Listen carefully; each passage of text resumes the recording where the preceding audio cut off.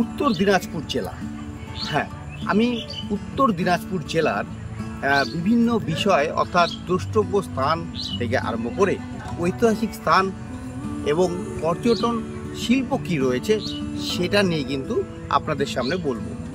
প্রথম কথায় আসি, উত্তর দিনাজপুর জেলায় যেগুলো দ্রষ্টব্য স্থানগুলো রয়েছে তার মধ্যে অন্যতম রায়গঞ্জের কুলিক পক্ষীনিবাস, অর্থাৎ কুলিক নদীর ধারে অবস্থিত এশিয়ার বৃহত্তম কুলিক পক্ষীনিবাস।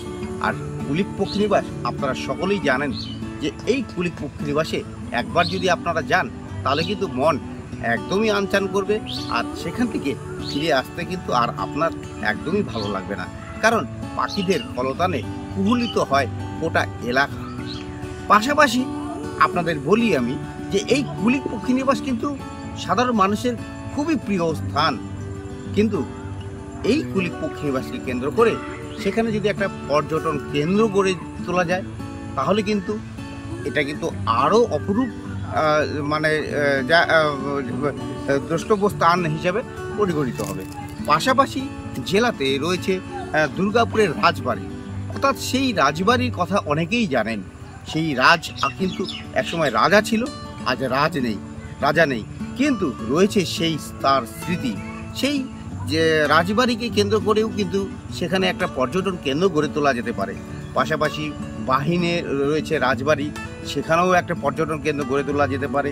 এবং এখানে যে মন্দির রয়েছে বেশ কয়েকটি, তার মধ্যে কিন্তু রয়েছে ভৈরবী মন্দির বিন্দলের। সেই ভৈরবীর মন্দির বর্তমানে হেরিটেজের তকমা পেয়েছে, এবং তকমা পাওয়ার পরে সেখানে একটা সংস্কারও হয়েছে। তারপরে কিন্তু মন্দিরটা একটা অপরূপ চেহারা নিয়েছে। কিন্তু সেই ভৈরবী মন্দিরকে কেন্দ্র করে যদি একটা পর্যটন কেন্দ্র গড়ে তোলা যায় তাহলে কিন্তু জেলাবাসীর কিন্তু একটা বিশাল চাহিদা পূরণ হবে, কারণ এই জেলা থেকে বহু মানুষের দাবি যে একটা বিভিন্ন মন্দির, রাজবাড়ি এবং এই কুলিক পক্ষীনিবাসকে কেন্দ্র করে যদি সেখানে পর্যটন কেন্দ্র গড়ে তোলা যায় তাহলে সেখানে কিন্তু বহু মানুষ কিন্তু ইনভলভ হতে পারবে, এবং তারা কিন্তু তাদের একটা আর্থিক দিক দিয়েও কিন্তু লাভবান তারা হবে। বলছি, আপনার নাম কি? আমার নাম নরেন চন্দ্র সরকার।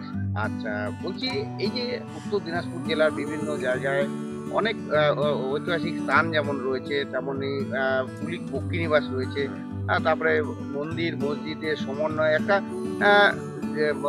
উত্তর দিনাজপুর জেলা একটা বলা যায় যে একটা ভালো জায়গায় রয়েছে। কিন্তু আপনি তো অনেক জায়গায় দর্শন করেন, সময় পেলেই যান, কেমন লাগে আপনার কাছে?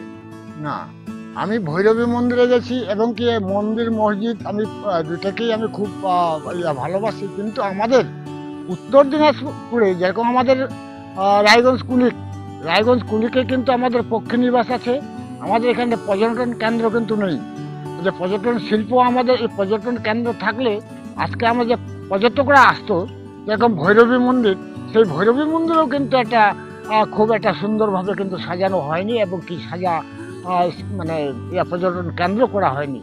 আমি এই নিয়ে একটা দুঃখিত। আমি গেছি ভৈরবী মন্দিরে, কিন্তু সেটাকে একটা সুন্দরভাবে একটা পর্যটন কেন্দ্র করা যায় বা পর্যটকরা আসে, এই জন্য কিন্তু আমি একটা অনুরোধ করছি যেন যেটা রাজ্য সরকার বলুক আর কেন্দ্র সরকারে বলুক, এটাকে যেন আমরা একটা করে যে আমাদের উত্তর দিনাজপুরে যেগুলো আমাদের পর্যটন কেন্দ্র, এগুলো যেন আমাদের পর্যটন কেন্দ্র করে তোলে। আচ্ছা, বলছি দাদা, যে উত্তর দিনাজপুর জেলায় তো পর্যটন অনেক রয়েছে, এখানে হচ্ছে ঐতিহাসিক জায়গা রয়েছে, মন্দির আছে, তারপরে হচ্ছে এখানে কুলিক স্পট আছে। তো আপনি একজন নাগরিক হয়ে এইসব জায়গাগুলো গেছিলেন, কেমন লাগছে?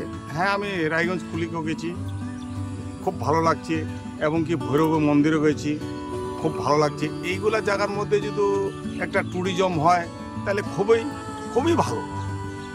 যেমন আমাদের উত্তর দিনাজপুরের সর্বশ্রেষ্ঠ মন্দির ভৈরব মন্দির, সেখানে যদি একটা ট্যুরিজম হয় সবচেয়ে ভালো। তার থেকে যে আমাদের রায়গঞ্জ কুলিক, সেখানে যে পাখির নিবাস একটা, সেখানে যে কত রকম পাখি, সেখানে যদি একটা ট্যুরিজম হয় খুবই ভালো। কেমন লাগে ওখানে গেলে? না, খুব ভালো লাগে, মন ফিরতে চায় না, ঢুকলে আর তাড়াতাড়ি বাইরে হবো এটা মন পড়ে না। আচ্ছা, আর রাজবাড়ি, দুর্গাপুরের রাজবাড়ি? দুর্গাপুরের রাজবাড়ি খুবই ভালো।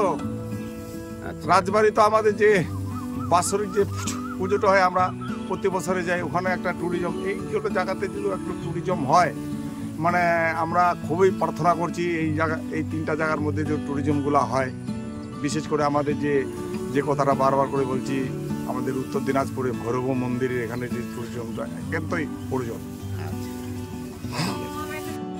দর্পণে রয়েছে যে এরকম হয়তো আর কারণ নেই, তো হঠাৎ জেলার প্রতি এত টান কেন? আমার বাড়ি বীরভূম জেলার শ্রীনিকেতনের সন্নিকটে ইসলামপুর বলে ছোট্ট একটি গ্রাম। সেখান থেকে বড় হওয়া, লেখাপড়া শেখা। কর্মসূত্রে 1989 সাল থেকে আমি এই জেলার বাসিন্দা। আচ্ছা, ঘুরতে ঘুরতে এই জেলার ইতিহাস, শিক্ষা, সংস্কৃতি আমাকে ভীষণভাবে আকৃষ্ট করে। দেখেছি অনাদারে অবহেলায় পড়ে আছে, এগুলো নিয়ে কিন্তু কেউ সেইভাবে কাজ করেনি। তা আমার তখন থেকেই ভালো লেগেছে যে উত্তর দিনাজপুর জেলার ইতিহাস, শিক্ষা, সংস্কৃতি সকলের সামনে তুলে ধরার জন্য আপ্রাণ চেষ্টা চালিয়েছি। আজ থেকে প্রায় দীর্ঘ 27 বছর আমার এই লড়াই বলতে আমার সব থেকে যেটা ভালো লাগার জিনিস, যে জেলার যে সমস্ত ঐতিহাসিক জরাজীর্ণ সৌধগুলি বলতে মন্দির, মসজিদ, রাজবাড়ি, কাছারি বাড়ি, গির্জা, নীলকুঠি, এগুলো পড়ে আছে। কোনো জায়গায় একেবারে সেগুলো শেষ হয়ে গেছে, যে এগুলোকে যদি সংশ্লিষ্ট দপ্তরে, বিশেষ করে রাজ্য হেরিটেজ কমিশন, রাজ্য প্রত্নতত্ত্ব সংগ্রহালয় আধিকারিক, archaeological survey of India, SDO, DM, একেবারে প্রশাসন, মানে লোকাল প্রশাসন, সকলের কাছে আমি লিখিত আবেদন, মৌখিক আবেদন করার ফলে আমার জেলায়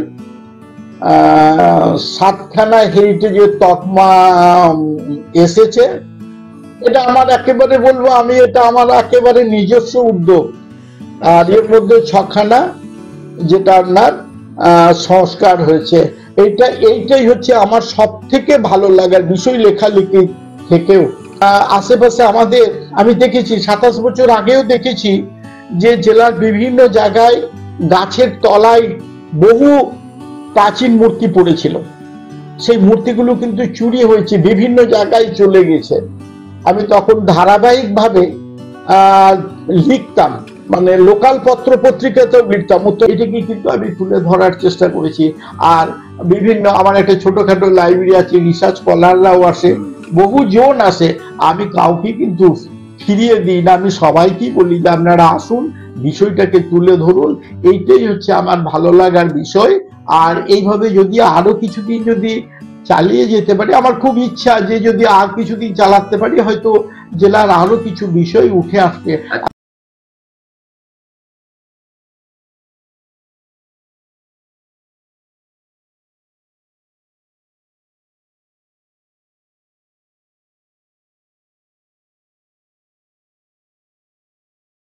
আপনি কি একজন বইপ্রেমী, কিংবা আপনি কি বই পড়তে ভালোবাসেন, কিন্তু আপনার পছন্দ মতো বই কোথা থেকে ক্রয় করবেন ভাবছেন?